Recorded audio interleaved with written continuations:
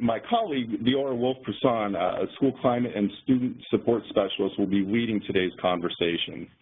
Leora's passion that manifests in her research and teaching is specifically on how educators are impacted by students' deaths, and more generally on educator well-being and systemic support for the supporters. Most excitingly, we have two practitioners who will be spotlighting their work. We have Lucy Vizzuto from the Orange County Department of Education and Candace Valenzuela from Oakland Unified School District. They'll briefly also discuss recommendations. With that, I'm going to hand the ball over to Leora. Okay, well, while Jeff is transitioning the presenter ball to me, I want to welcome everyone again, and good morning or afternoon, depending on where you are. We have an incredible array of both roles, but also state and local agencies represented here on the call today, which is incredibly exciting, especially as we think about really changing the way that we systemically support the culture and change the culture around supporting youth and youth-serving educators. So Jeff mentioned that I came into the work because of my dedication to re-enfranchising a conversation around how educators are impacted by student deaths. And I'm starting there because that seems like a very extreme event, but it's actually one that's really undiscussed, and specifically as we in this country have a really alarming phenomena of student homicide. That part of what interested me was what happens to the teacher when his or her student is killed, and that was my research, which then led me to the larger conversation around supporting educators in events that perhaps weren't as extreme as a student homicide, but still were potentially overwhelming, and that to me was what led me to this work. So that is my ground. Before I begin my section, I want to note that throughout this conversation, I'm going to be using language of adult and educator and teacher and student and youth interchangeably. I know that many of us may not work with students, but we work with young people outside the context of the school, or we work with other kinds of youth-serving adults that maybe aren't specifically educators or teachers. And so give us a little bit of forgiveness as we switch back and forth, but hopefully you can transfer and translate the ideas back to your context. So as we move forward, many of you were on both the first webinar session as well as the second, and this was a slide that was introduced for both, and I'm introducing it here again just to ground us specifically in when we talk about trauma-informed care, what we're actually talking about. The beauty of trauma-informed care is that it is not prescriptive, so there are many different established frameworks or growing or frameworks under establishment development. These are the principles that we particularly hold true in thinking about principles of trauma-informed care as they relate to positive human development. So you'll see I'm going to first talk about the principles on the right, and then I'm going to talk about the realms of trauma-informed care on the left. So in terms of the principles of trauma-informed care, we have consistency, choice, attachment, safety, competency, and then a celebration of historical resilience. All of these, the 6 that I mentioned, are an exact response to what one might feel when there is an inability to cope with adverse or overwhelming experiences, either because of an event or because of a condition in one's life. And so when we look at the right, we also want to talk about the realms of trauma-informed care, because we can talk about how those 6 manifest in ourselves, how they manifest in the services that we either provide or we access, or do not provide and don't access, the structures, and then the systems. And in terms of the realm of trauma-informed care, our conversation around creating collective and self-care for youth-serving educators really aligns with all 4 of them. And we want to think about not only what educators and adults can do for themselves, but also how we, who are in the service-providing position, or if we are system changers, what we can do to really alter the culture, as I said earlier, around those access points. You'll see on the chat box that Rebecca has put some examples of what this looks like in practice. So again, the reason I'm introducing this is because oftentimes the self and collective care conversation can land on us saying, well, you need to take better care of yourself, you need to get more sleep, or you need to potentially access mental health services, which is all true, but we want to expand the conversation beyond just the individual to really change the culture. So we're going to move forward and we're going to talk about self and collective care and the why. So we're having this conversation around educator, self, and collective care under the umbrella conversation of trauma and its relation to student learning. It might seem separate, and what we want to argue for today is that in any conversation that we're having around trauma-informed care in schools or in other contexts, that we explicitly include those who serve those young people's care in that conversation. So there are 5 main arguments to why self and collective care for youth-serving adults is fundamentally trauma-informed and a resilience-oriented practice.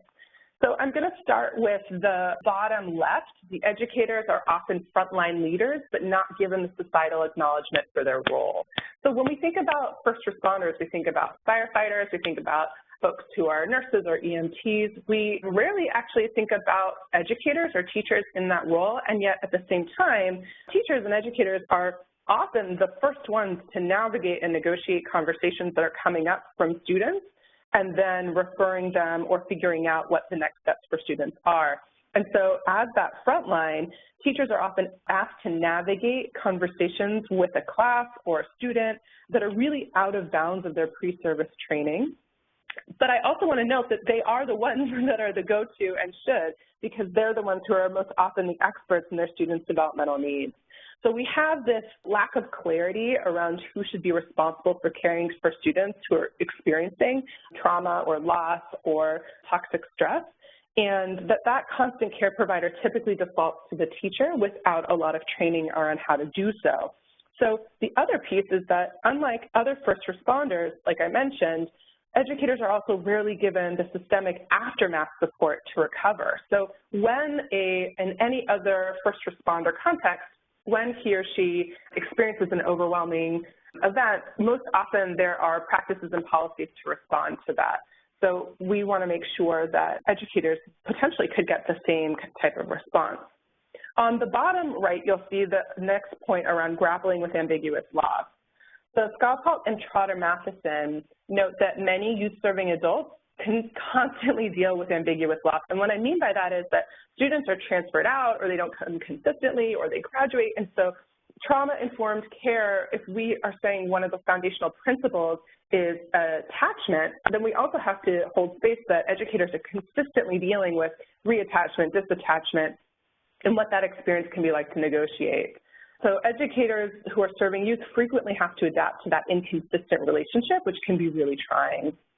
Right above the grappling with ambiguous loss, you'll see that our third point is that there's a danger of pathologizing violence, community violence, trauma, and environments that are characterized by distress and damage.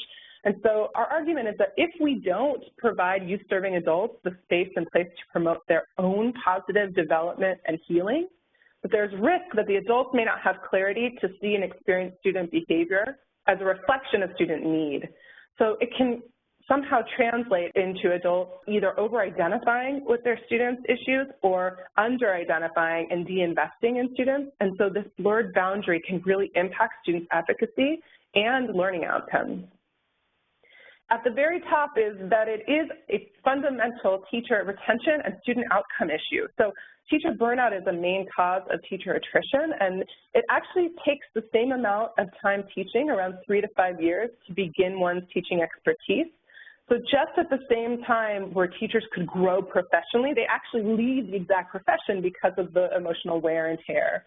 So we really want to make sure that we create those systemic supports so that the teachers who are building their fluency and efficacy around those relationships with our students stay in the system.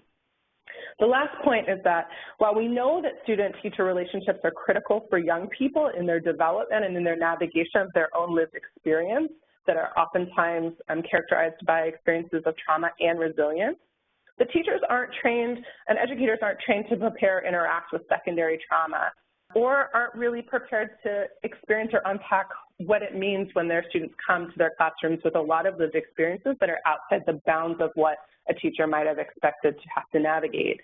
So there are very few pre-service teacher programs and pre-service school counselor programs that explicitly train teachers to become trauma-informed and resilience-oriented for the outcome of positive youth development for their students. So we're often making up for the lack of pre-training in service training. And if they do exist, most often they concentrate on early childhood or on special education, so not universal. I do want to call out that San Jose State University, for example, does a lot of work around mindfulness and socio-emotional learning in their pre-service training. So those are the 5 key points around why we think this conversation is not only important, but it's really fundamental to the conversation around trauma-informed care. So there's an article that just came out around this idea that teachers are really underprepared to really serve and understand the complexities of their students' lives. So let's tap into that last piece around the student-teacher relationship. So the youth-adult or student-educator relationship, which we know is a pivotal factor in young people's wellness, an essential protective and promotional factor, we also know that that is a huge responsibility. And we also know that most high schools right now don't have enough school counselors. And so a lot of those responsibilities, like we said, get shifted onto the administration or onto teachers. And so there was one study in 2007, Donnelly and Rawling, and they explored the impact of critical incidents on counselors by 3 dimensions.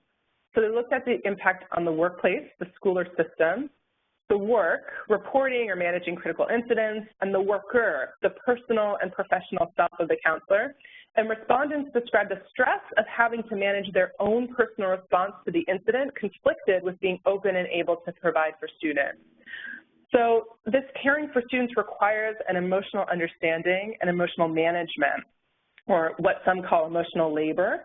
And we sit then with the challenge of providing students with guidance and structure to navigate their own mental health at the same time while preserving our own mental health.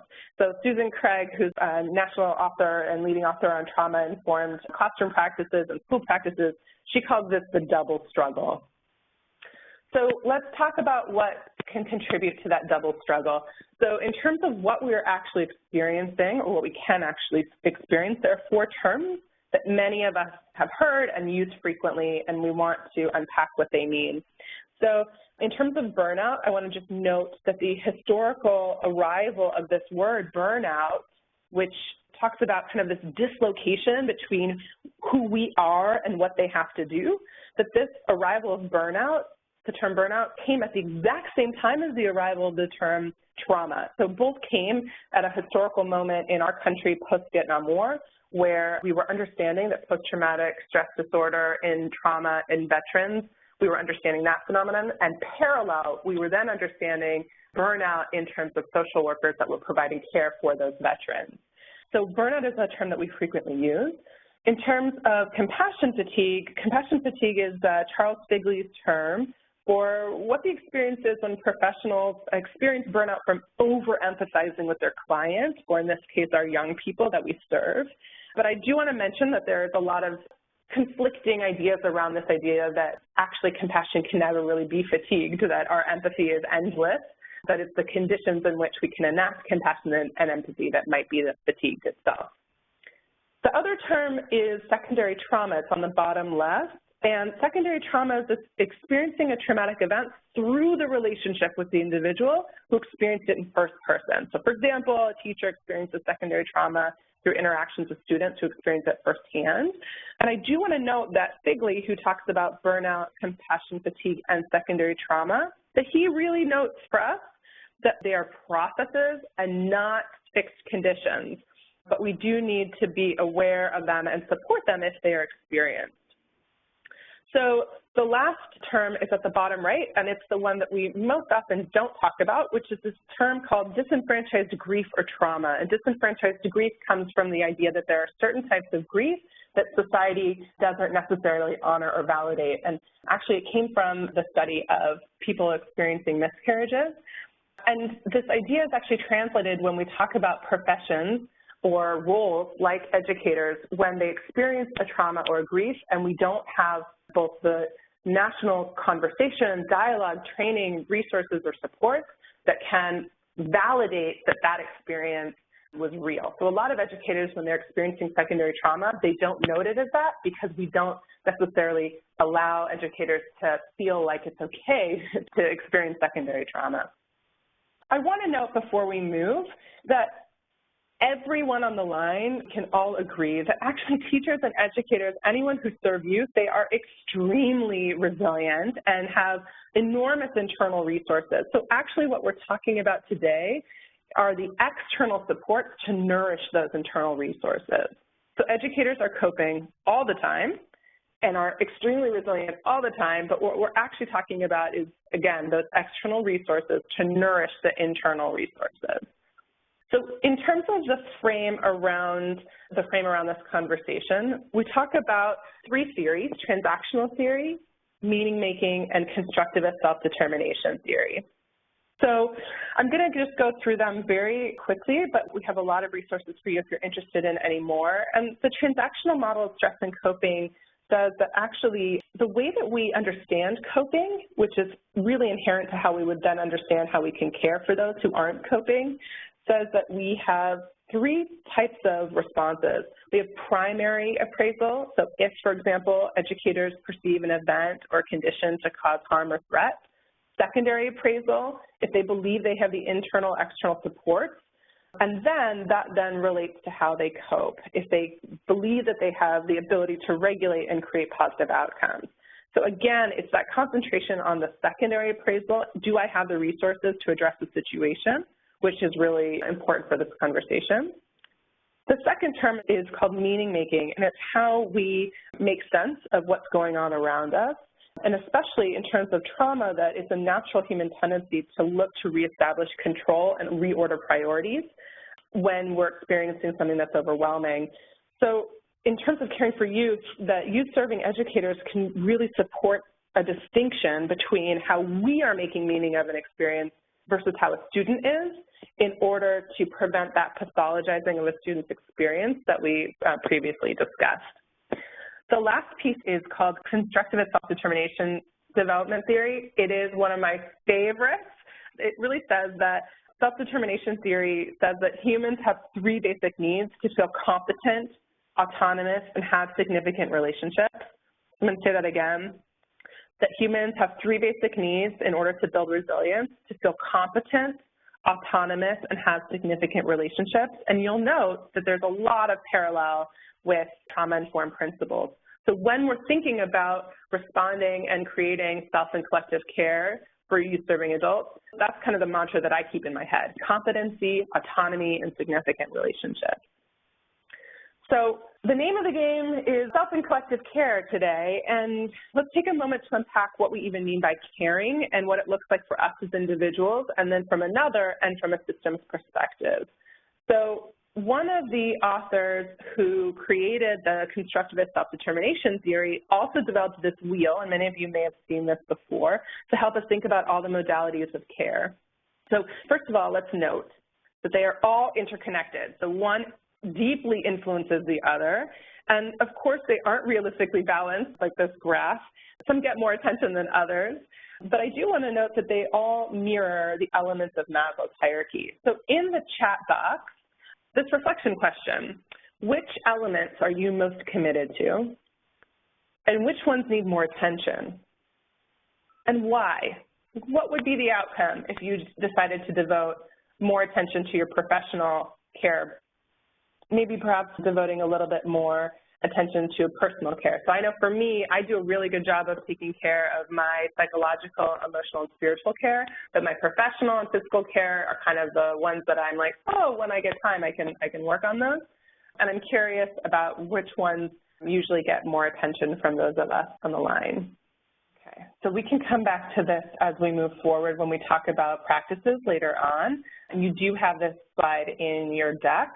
I want to talk about why collective care. So when we usually hear self-care, it lands on the individual, and today we're saying that self-care is actually not enough, and it's not a reality. So none of us actually heal or sustain wellness on our own, and it can actually sometimes exacerbate stress when the onus of our recovery is on us as individuals. So you'll recall that in the first webinar, we used Ungar's theory of resilience, and Ungar expands resilience from beyond the bounce back of the individual, but to also the environment to create opportunities to develop, apply, and explore one's resilience. So too with care for us youth-serving adults.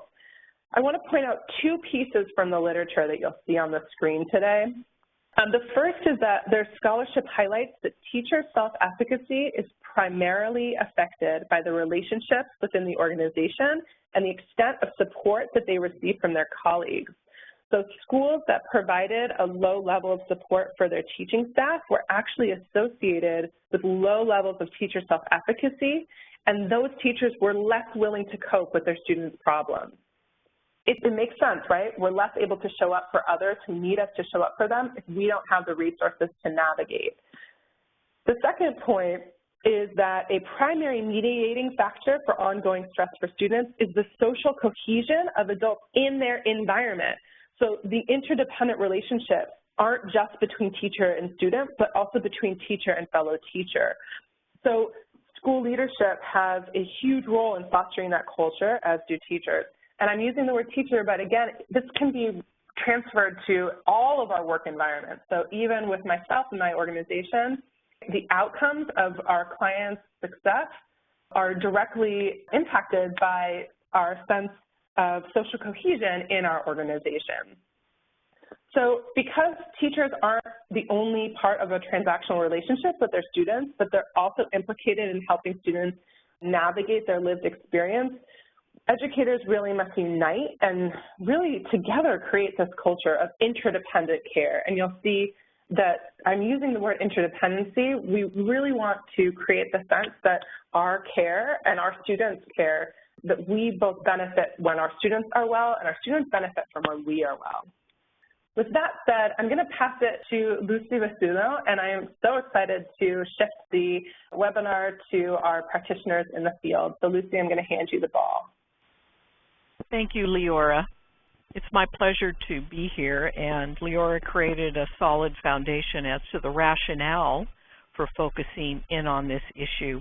I coordinate student mental health and school climate initiatives at the Orange County Department of Education in Costa Mesa, California. We service 27 school districts as well as our private and charter schools. And so today I'm going to briefly talk about and introduce a project that we began under the California Student Mental Health Services Authority initiative called the K-12 Student Mental Health Initiative. We were able to develop demonstration projects, and so we prototyped a project called Resilient Mindful Learner. And the term learner not only relates to our youth, but also our educators and specifically our teachers. The purpose was to explore the interest among educators and district leaders of supporting resilience and well-being of teachers as well as youth, and the feasibility of bringing in these practices by empowering and training teachers to learn and embody these practices first for themselves and then for their students. Our demographics were 5 Orange County schools in the district that were represented. They were all Title I schools. We had a small but mighty group of 15 teachers that impacted over 360 students, grades 2 through 8. They represented general education, special ed, resource, and gifted and talented education. And so basically our aim, as it says on the screen here, was to develop the capacity of Orange County classroom teachers to integrate stress management, self-management, and self-awareness strategies within their classroom day to support their students' well-being, academic performance, and social-emotional growth. We were especially keen to support and provide resources for teachers to be the positive role models of emotional regulation for their students, as well as promoting their own health and well-being. To kick off the pilot project, we reviewed the literature on stress management. In the area of mindfulness for educators, we looked at this new emerging area of research on mindfulness for students as well. And as you see on the screen, some of the impacts of mindful awareness practices from a whole variety of studies overlap and have some confirmatory results. Reductions in teacher psychological symptoms and burnout, improvement in classroom organization, self-compassion, the creation and sustenance of supportive relationships in the classroom. That area that Leora mentioned, the significant relationships, and we know are motivational and critical for learning and to create a positive school climate. We saw improvements in the literature regarding teacher performance. And that emotional balance that was discussed earlier, educators of children, especially with special needs. So this literature guided our selection of program development as well as evaluation measures as well. The project used an embodiment approach that's clear in the literature that you can't give what you don't have or don't model yourself. And so in order to provide resources for resilience and stress management, we began with the teachers. As an aside, I have done this work with after-school providers, nurses, and counselors as well. But this specific pilot project was focused on classroom teachers. And so we realized that classroom teachers needed support and resources to enhance their resiliency and their ability to be well-regulated in the moment. Teaching, as you know, serving youth is an emotionally demanding profession. And in education, the demands are increasing and take their toll on even the most resilient and effective of adults. And so we also wanted to bring into the project mindfulness-based stress reduction, the work of Dr. John Kabat-Zinn at University of Massachusetts, and provide training in helping educators to be mindfully present with curiosity and in a non-judgmental way.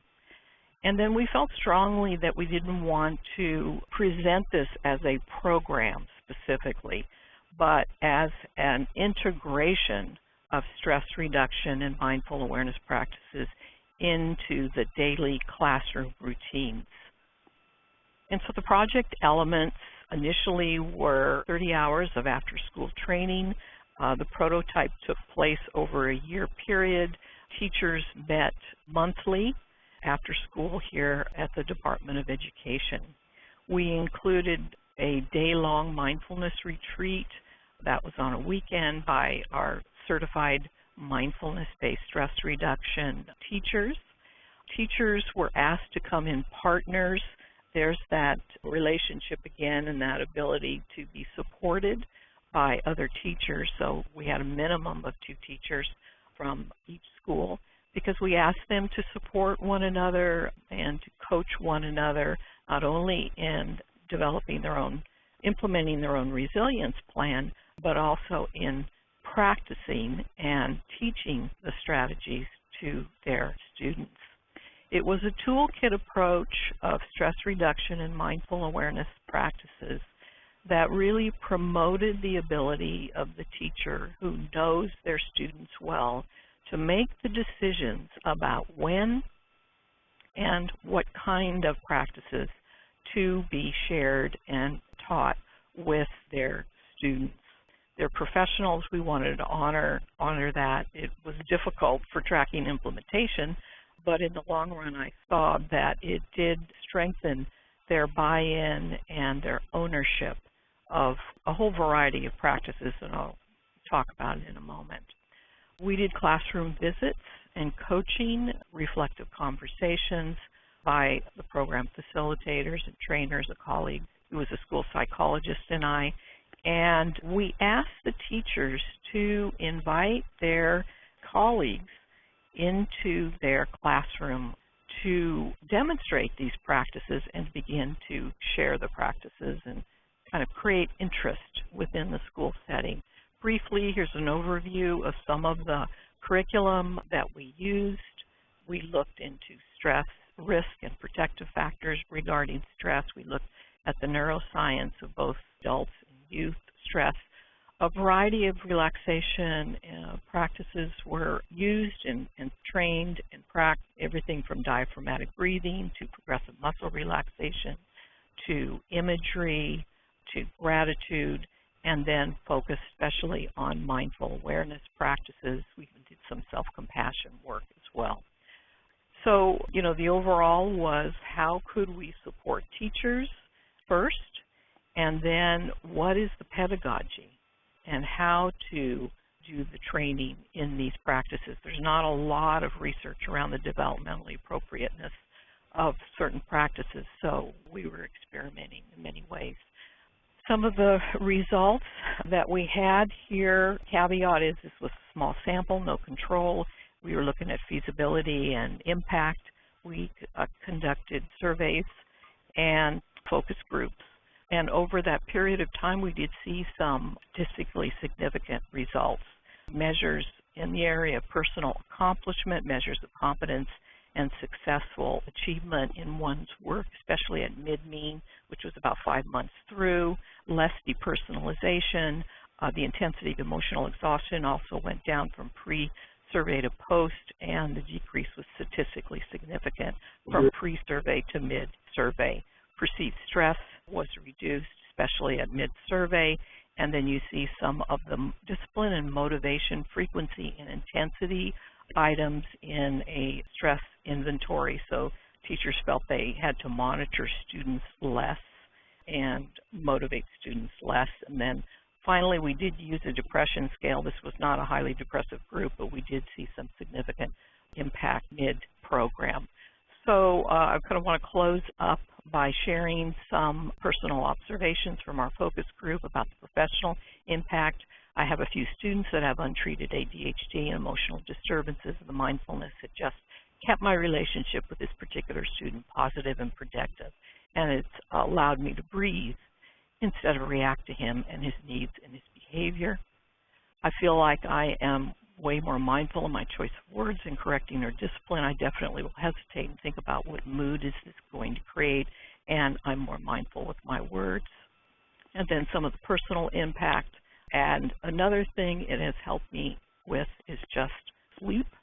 And I had a particularly stressful school year, and I can't tell you how many times I got in my car and started breathing, and it made a huge difference for me to be able to do that. Finally, I'm excited to continue the work. Looks like we will be getting funding for the next 3 years for Orange County teachers to work together in cohorts, learn the skills, build their resilience and well-being, as well as their students. Will continue on our evaluation research. And if you're interested in the handout packet, we're having our first annual Resilient Mindful Learner Summer Institute, which would give you a flavor of all of the curriculum and experiences in this training project. Now I'd like to pass the ball to Candace Valenzuela to speak about her program. Good day, everyone. My name is Candace Valenzuela, and I'm going to be talking today about my work with teachers. And a little bit of background about me is that I'm a former teacher myself. I worked for over 9 years in Oakland Unified School District as a high school teacher, and I also taught pretty much everything under the sun related to language. And I taught REL students between 6th to 12th grade, but they were all deeply impacted by trauma in their communities. And as Leora said, the average teacher in this type of environment only lasts about 3 to 5 years. So the fact that I was able to teach for 9 is rather significant. And what I found was that my own self-care practices is what allowed me to do that for so long. But towards the end of my teaching, I really began to realize that it just wasn't enough. And so this inspired me to take my work and my own experience and see how I could support other teachers by going back to school, where I focused on spiritual and cultural modes of healing, and that motivated me to start the Teacher Health Project. And so I'm going to talk a little bit about that and give a little bit of background on this. This is an independent project, so I'm not affiliated with the district for this project. It's donation-based, and that's what makes us a little bit different than Lucy's work, although there's a lot of overlap. And what's significant about this is that we really focus on the holistic healing of educators, meaning mind, body, and spirit. And we try to center the experiences and wisdom of marginalized Indigenous people. And we believe that trauma is a political and social as well as cultural experience And as Leora said, it's really not individual. And for our young people that we serve, who are mostly youth of color, youth in low-income and marginalized communities in the Bay Area, a lot of what they experience really is as a direct result of historical and institutional oppression. And the reason why this is important to our work and to teachers is because how we speak about trauma really shapes how we treat it. And it allows us to reframe trauma as something that's really not personal, but something that requires social, political, cultural, and systemic solutions. And so the reason why I'm saying this now is because in working with my teachers as a teacher coach, we found that reframing trauma for ourselves is a huge part of the healing process, and just depersonalizing it and releasing personal guilt and blame is healing in and of itself, as well as finding the language to advocate for ourselves and advocate for institutions to do exactly what Leora and Lucy are talking about, advocating for institutions to take this seriously and to really prioritize the care of the caregivers is actually really healing, just partaking in that political process. And so the thing I'm going to focus on today is ritual. And so a ritual is simply an act that we do that is something we can repeat. It has meaning for us. It's intentional, and it happens at significant moments. The reason why I focus on ritual is that in my studies, I found that rituals are an ancient and pretty much culturally universal and effective tool of healing. So, for example, if any of the participants practice meditation, this can actually be defined as a ritual. We do it usually around the same times of day. It involves some repetitive practices. And by doing this over and over, we really are able to trigger our nervous system that it's okay to turn off. It's okay to trust again. It establishes that sense of order and consistency. And so what I've done is worked with teachers to help them understand and develop rituals, healing rituals that they can take on for themselves, both at home and in school.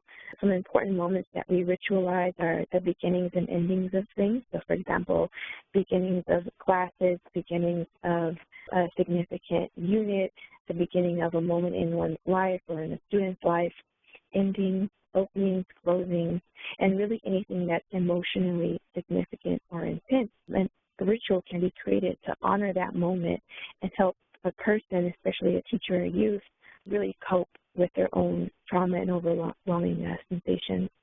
And even more importantly, rituals can really help us to connect to one another in community and not isolate ourselves when we experience something that is very intense, and remember to be vulnerable. So one very specific ritual that I've done together with my teachers are what we call the teacher healing circles. Some of you may be familiar with the restorative justice circle.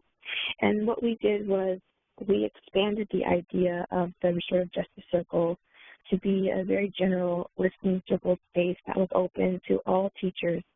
And what I did was I put out a wide call just to see who was interested. And I got a really great response.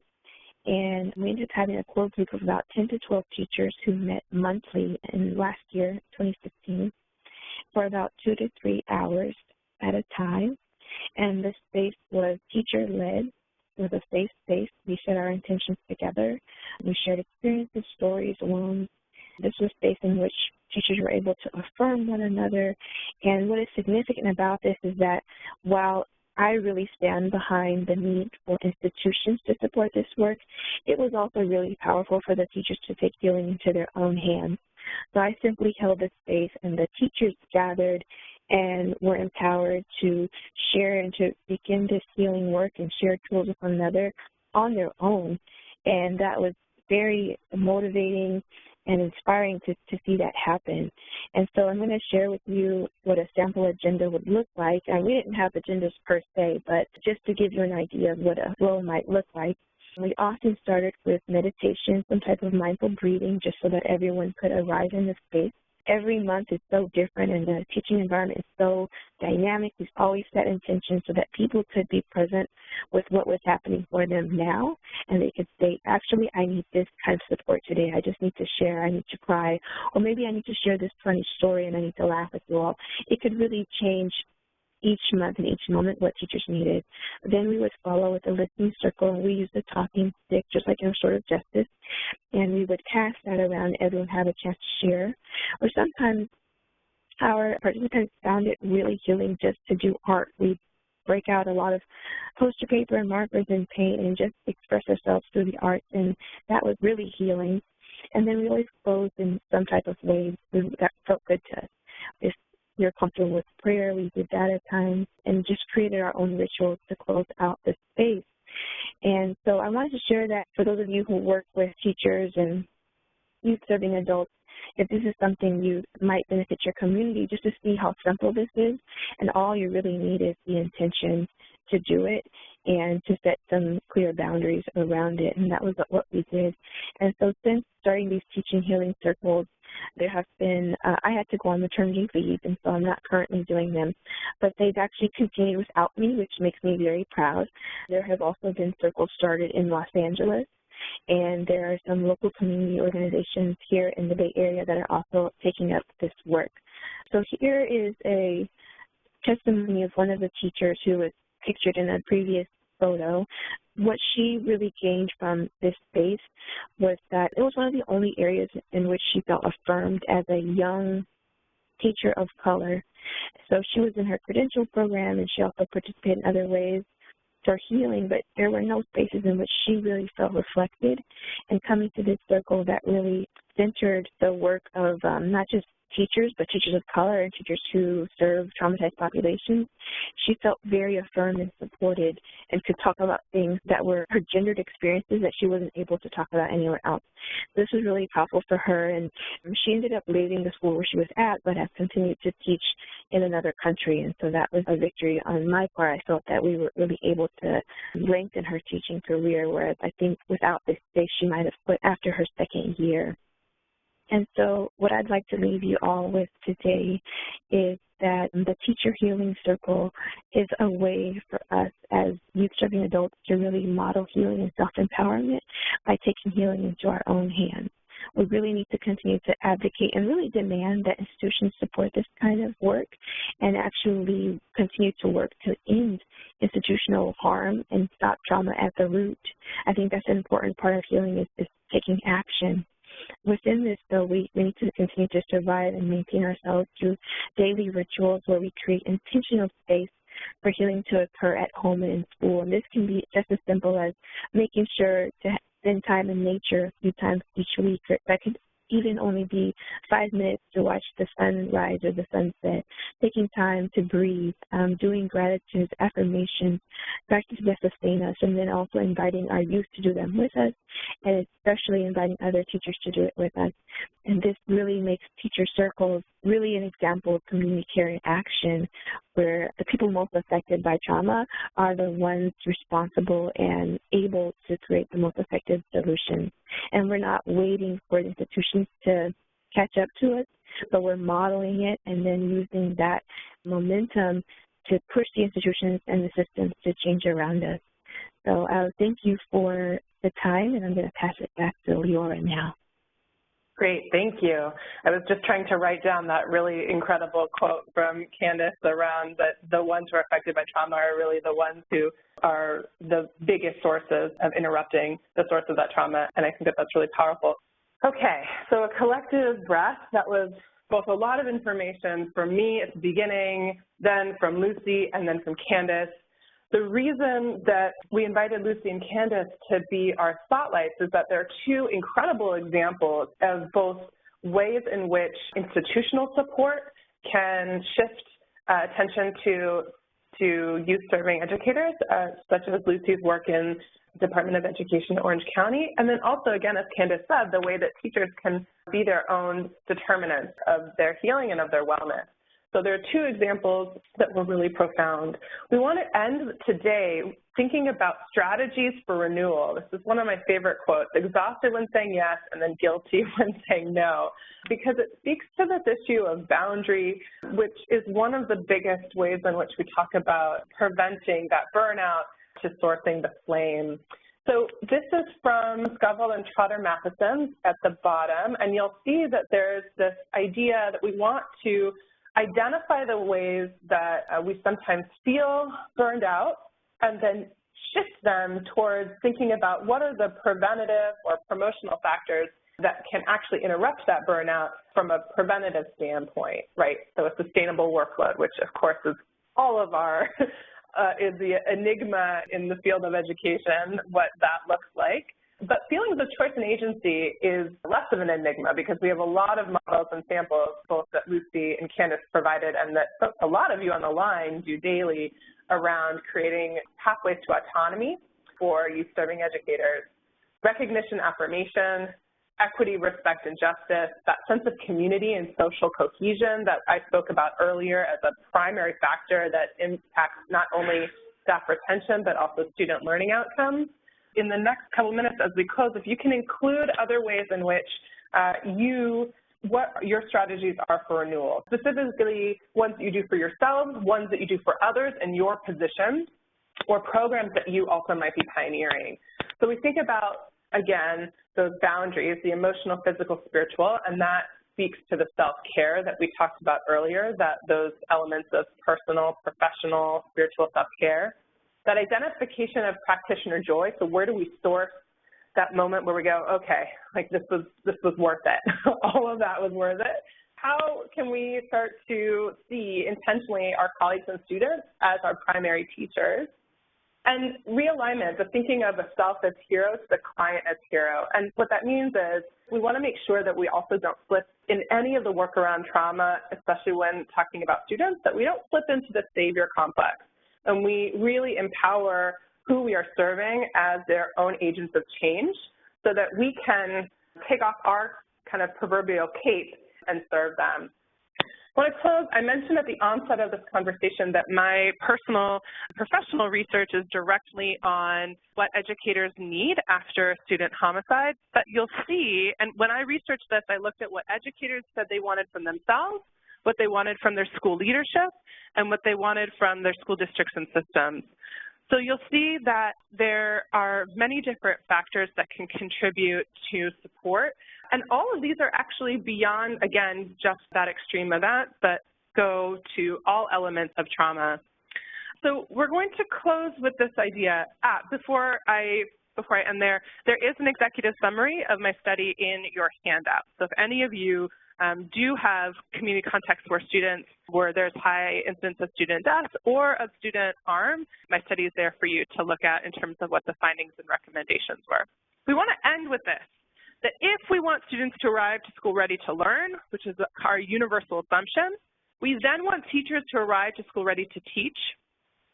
And most importantly, we also want school leaders to arrive to school ready to lead, and we could extend those concentric circles of care that we want then district leaders to arrive to their workplaces ready to lead, et cetera, so that when we're talking about trauma-informed care, we're not just speaking about students, but we're speaking about all the concentric circles of care that go into it. And we think around what a trauma-informed care and resilience-oriented approach would look like for all stakeholders.